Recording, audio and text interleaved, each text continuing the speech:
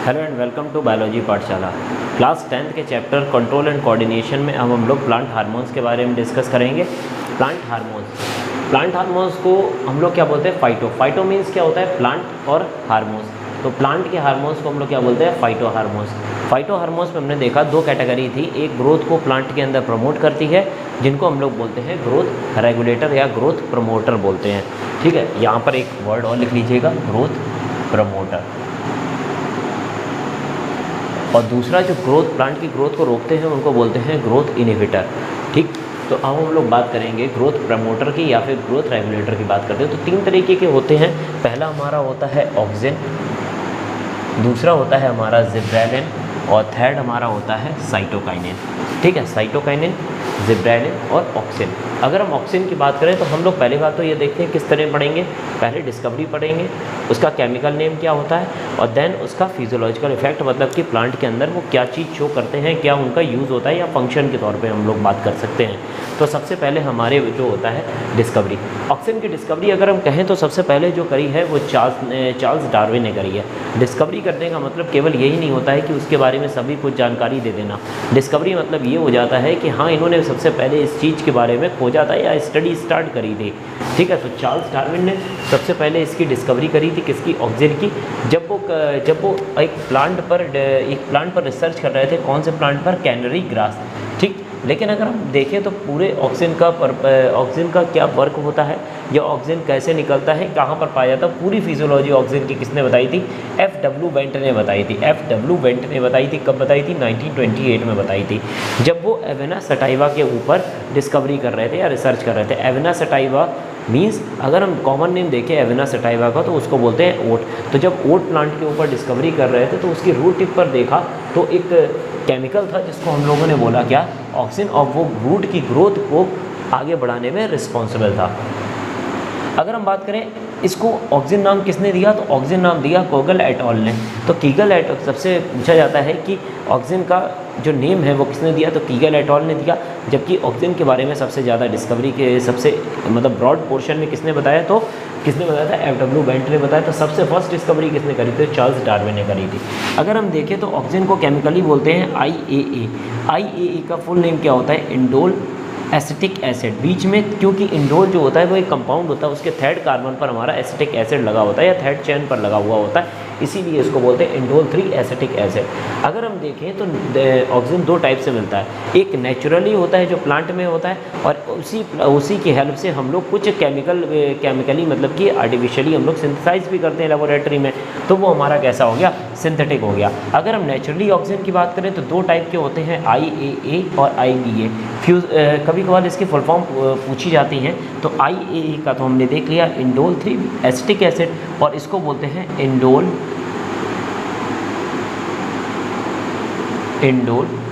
Butyric acid. तो indole butyric acid ये IBA का पूरा नाम होता है, जबकि इंडोल एसिटिक एसिड किसका नाम होता है? IAA का नाम होता है। अगर हम देखें तो सिंथेटिक ऑक्सिन जो होता है 2,4-D या फिर 2,4-T बोलते हैं। 2,4-D का मतलब होता है 2,4-डाइक्लोरोफिनॉक्सी एसिटिक एसिड। ठीक, ये 2,4-D का फुल नेम है, और 2,4-T का फुल नेम होता है 2,4-ट्राइक्लोरोफिनॉक्सी एसिटिक एसिड। अगर ये याद रख लेते हैं तो ठीक है, नहीं तो कभी कभार अगर आपसे पूछ लिया जाए सिंथेटिक ऑक्सिन का एग्जाम्पल लिखिए, तो इसलिए मैंने आपको बताया था। उसके बाद अगर हम देखें तो ऑक्सिन का फिजियोलॉजिकल इफेक्ट क्या होता है। जैसे मान लीजिए प्लांट को अपर साइड या फिर ज़मीन के नीचे रूट को ग्रोथ करना है, तो प्लांट को अपर साइड ग्रोथ करने के लिए, ऊपर हाइट में बढ़ाने के लिए और नीचे हाइट में बढ़ाने के लिए जो हार्मोन रिस्पॉन्सिबल होता है वो कौन सा होता है? ऑक्सिन होता है। जैसे आपने क्लास 9th में पढ़ा होगा मेरिस्टेमेटिक टिश्यू, और उसमें एक मेरिस्टेमेटिक टिश्यू होता है हमारा एपिकल मेरिस्टेम। एपिकल मेरिस्टेम कहाँ? एक रूट टिप पर पाया जाता है, और कहाँ पर? शूट टिप पर पाया जाता है और रूट टिप पर पाया जाता है। वो भी बिल्कुल जहाँ पर रूट की शुरुआत होती है, मतलब न्यू पोर्शन बन रहा होता है वहाँ पर। सेम वही चीज़ यहाँ पर भी आपको देखने को मिलेगी ऑक्सिन के केस में। तो सेल को एलोंगेट मतलब कि बढ़ाने के लिए साइज़ में, तो सेल एलोंगेशन के लिए कौन चाहिए होता है? ऑक्सिन। चाहे वो रूट की बात हो और चाहे वो किसकी बात हो? शूट की बात हो। मीन्स ये कैसी ग्रोथ शो कर रहे हैं? लॉन्गिट्यूडनल मतलब कि अर्थ के परपेंडिकुलर कैसे ग्रोथ होती है? हमारी लॉन्गिट्यूडनल ग्रोथ होती है। उसके बाद cell division in cambium. Cambium का मतलब अगर आपको समझना हो तो आपको पहले ये जानना होगा कैम्बियम कहाँ पाया जाता है। आपने देखा था कि प्लांट के अंदर दो टाइप के कंडक्टिंग टिश्यू होते हैं, एक जाइलम और दूसरा क्या होता है, फ्लोएम। जाइलम रूट से पानी को लेकर जाता है ऊपर की तरफ और फ्लोएम क्या करता है, ऊपर से खाना लेके आता है नीचे की तरफ। इन दोनों के बीच में जब हम लोग प्लांट को हल्का सा डिसेक्ट करते हैं और माइक्रोस्कोप में देखते हैं तो जाइलम और फ्लोएम के बीच में जो होता है एक और टिश्यू पाए जाते हैं जिनको क्या बोलते हैं हम लोग, कैम्बियम बोलते हैं। ये प्लांट की थिकनेस को बढ़ाने के लिए ज़रूरी होते हैं। जब तक प्लांट न्यू है तब तक हाइट में ग्रोथ करेगा, लेकिन एक टाइम तो ऐसा आएगा कि उसकी थिकनेस में ग्रोथ होगी। मीन्स जाइलम और फ्लोएम के बीच में जो टिश्यूज़ होंगे, जब उनको क्या बोलते हैं, कैम्बियम, जब वो डिवाइड करना स्टार्ट करेंगे तो धीमे धीमे क्या होगी, प्लांट की थिकनेस बढ़ेगी। तो प्लांट को थिकनेस भी बनाने के लिए भी कौन रिस्पॉन्सिबल होता है, ऑक्सीजन होता है। ठीक, उसके बाद help in apical dominance, upper portion को हमेशा बढ़ा के रखेगा, इसीलिए इसको बोलते हैं एपिकल डोमिनेंस में भी हेल्प करता है। एजेंट ऑरेंज, एजेंट ऑरेंज को समझना पड़ेगा आपको। देखिए एजेंट ऑरेंज जो है वो यूएसए या अमेरिका की आर्मी के द्वारा चलाया गया एक ऑपरेशन है। ऑपरेशन क्या है कि इस वियतनाम के जो लोग, वियतनाम के जो आतंकवादी अगर हम कहते हैं एक तरीके से, तो वो लोग जो थे वो अमेरिका में जाया करते थे और उनकी आर्मी को क्या करते थे, मार के आ जाया करते थे। बड़ा नुकसान होता था, अमेरिका वाले बड़ा परेशान होते थे। जब वो वापस आते थे तो उनके वहाँ पर पूरा एक बड़ा सा जंगल होता था, वहीं पर ये छुप जाते थे। ऊपर से अगर अमेरिका वाले आएंगे भी तो अटैक कैसे करते हैं। तो अमेरिका वालों ने क्या करा, ये जो आपको सिंथेटिक बताया गया ना, ये मैंने इसीलिए बताया था। ये क्या करते थे, 2,4-D और 2,4-T इन दोनों को मिक्स करते थे, दोनों ऑक्सीजन को। और क्या किया इन्होंने, एरोप्लेन के थ्रू, हेलीकॉप्टर के थ्रू पूरे जंगल पर क्या कर दिया, इसके ऊपर छिड़काव करा दिया, जिससे पूरे जंगल की जो पत्तियां हैं वो क्या हो गई, ढक गई, धीमे धीमे टिल्ट होकर क्या हो गई, मतलब कि नीचे झड़ गई। अब पूरी तरीके से ओपन एरिया हो गया। अब जब भी क्या कहते थे, वियतनाम से जो भी आतंकवादी वहाँ पर मारने जाते थे अमेरिका में, तो अमेरिकन आर्मी उनको तुरंत ही क्या कर देती थी, मार देती थी। तो अमेरिकन आर्मी के द्वारा चलाया गया ये एक एजेंट ऑरेंज एक ऑपरेशन था, जो किसकी हेल्प से हुआ था, ऑक्सीजन की हेल्प से हुआ था। क्योंकि ये न्यू है, हो सकता है मे भी पूछ लिया जाए, तो इसलिए मैंने आपको ये एक्सप्लेन किया है। अब बात करते हैं हीलिंग इंजरी। प्लांट के अंदर अगर कहीं पर भी चोट लग जाए, चोट लगने का मतलब है कि किसी तरह से टिश्यू डैमेज हो जाए, टिश्यू डैमेज हो जाए। जैसे मान लीजिए किसी ने पत्थर फेंका या कुल्हाड़ी से मारा, प्लांट पर कुल्हाड़ी पर मारी, तो वहाँ पर पोर्शन हट गया, तो प्लांट को क्या हो गया, प्लांट के तो घाव हो गया। तो प्लांट को उस जगह को ठीक करने के लिए, उस टिश्यूज़ डैमेज को ठीक करने के लिए जो हार्मोन चाहिए होता है वो कौन सा होता है, ऑक्सीजन। अब बात करते हैं नेक्स्ट हार्मोन की, कौन सा है, जिब्रेलिन। अगर हम जिब्रेलिन की बात करें तो जिस जिब्रेलिन की जिसने डिस्कवरी करी थी वो एक साइंटिस्ट थे, ई कुर्सोवा। ये जापान के साइंटिस्ट है ई कुर्सोवा। जब ये राइस फील्ड में इन्होंने क्या देखा कि जो इसकी राइस फील्ड में जो पत्तियां थी, जो राइस फील्ड में क्या थी, पत्तियां थी, उनके ऊपर हल्के हल्के इस तरीके से निकल आए। तो उन्होंने ये सोचा कि कहीं ना कहीं ये एक क्या है, निकल रहे हैं, बर्ड निकल रही है। क्या निकल रही है, बर्ड निकल रही है। तो बर्ड निकलने के कारण उनको ऐसा लगा कि ये बर्ड निकल रही है वहाँ के लोगों को, इसीलिए इसके द्वारा जो डिजीज़ होती है जिब्रेला के द्वारा। अच्छा पहले जिब्रेला ये देख लेते क्या कहाँ पर डिस्कवरी हुई। तो ई कुर्सोवा ने 1926 में इसको कहाँ पर देखा था, राइस फील्ड में देखा था।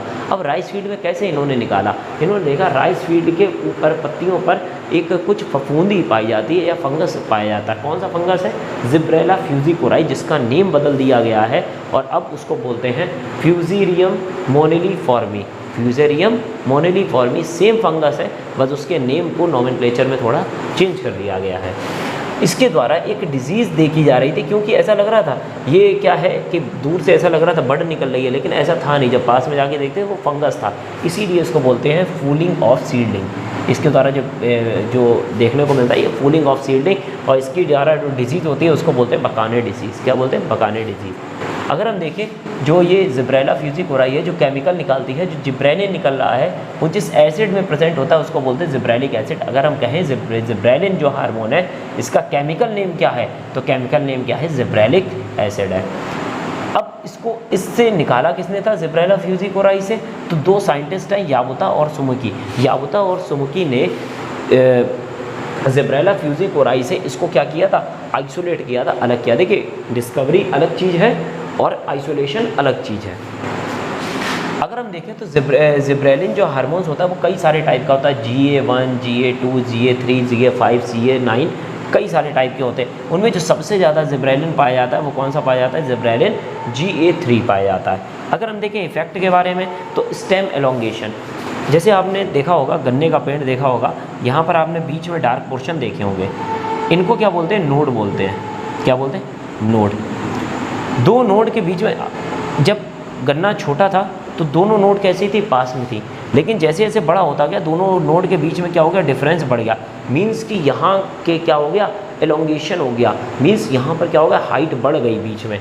तो इसी स्टेम को एलोंगेशन के लिए कौन सा हार्मोन चाहिए होता है, जिब्रेलिन चाहिए होता है। रिवर्सल ऑफ डॉर्फनेस, हमने जब मेंडल वाला चैप्टर पढ़ा था तो मेंडल में दो तरह के प्लांट पढ़े थे, एक टॉलनेस और एक ऐसा होता है डॉर्फनेस। तो जो डॉर्फनेस प्लांट है कहीं कहीं पर हमने देखने को मिलता है, जो डॉर्फनेस प्लांट है उनको क्या करना है, उनको भी बढ़ाना है, उनको भी लंबा करना है। तो उसके लिए जो हार्मोन रिस्पॉन्सिबल होता है वो भी हमारा कौन सा होता है, जिब्रेलिन हार्मोन होता है।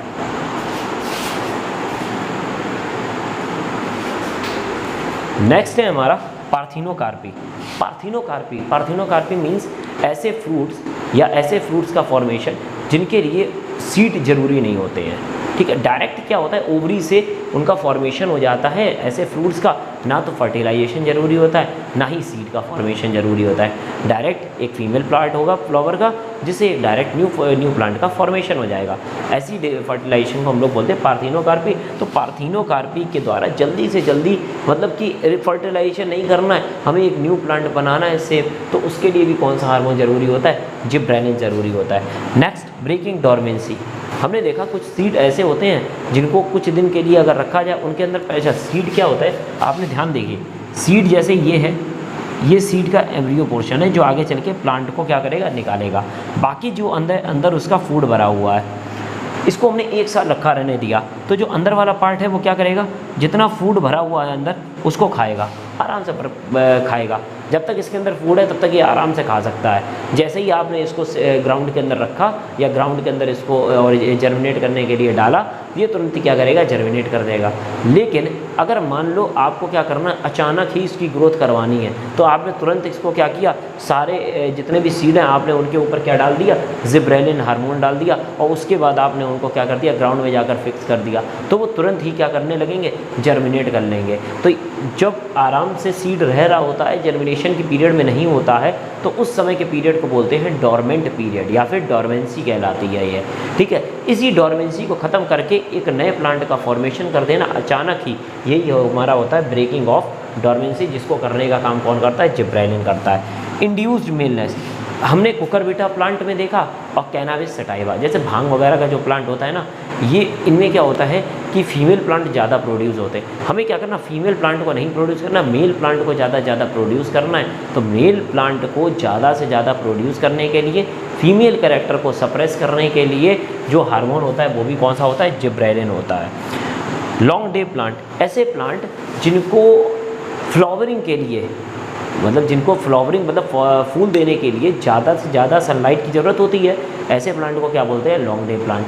मान लीजिए कि कई ऐसे प्लांट हैं जिनको सनलाइट नहीं मिल पा रही है, तो उनको, अब सनलाइट नहीं मिल पा रही है तो फ्लावरिंग नहीं दे पाएंगे, तो फ्लावरिंग देने के लिए ज़बरदस्ती हम लोग क्या करेंगे, फ्लावरिंग देना है और कम टाइम पीरियड में देना है। तो ऐसे प्लांट के लिए भी हम लोग किस चीज़ का यूज़ करते हैं, जिब्रेलिन का यूज़ करते हैं। नेक्स्ट हार्मोन जो हमारा है साइटोकाइनिन। साइटोकाइनिन को हम लोग बोलते हैं cell division factor, means cell divide करने के लिए जो सबसे ज़्यादा इम्पॉर्टेंट, इन दोनों से भी ज़्यादा जो इम्पॉर्टेंट होता है वो फैक्टर कौन सा होता है, हमारा साइटोकाइनिन होता है, जिसको आइसोलेट किया था दो साइंटिस्ट ने, एक का नाम है मिलर और दूसरे का नाम है स्कूब। मिलर और स्कूब ने इन लोगों को क्या किया था, आइसोलेट किया था। अब अगर हम बात करें, जैसे यहाँ पर केमिकल नेम पढ़े थे, वैसे यहाँ पर साइटोकाइनिन में केमिकल नेम पढ़ेंगे। देखिए, ये केमिकल नेम का मतलब है कहीं ना कहीं ये किसी मॉलिक्यूल से बने हुए होंगे। ठीक है, तो केमिस्ट्री से रिलेटेड है, तो इसका नाम भले ही कठिन है लेकिन आपको समझना पड़ेगा। तो साइटोकाइनिन में का जो केमिकल नेम होता है उसका नाम होता है 6-फरफ्यूरिल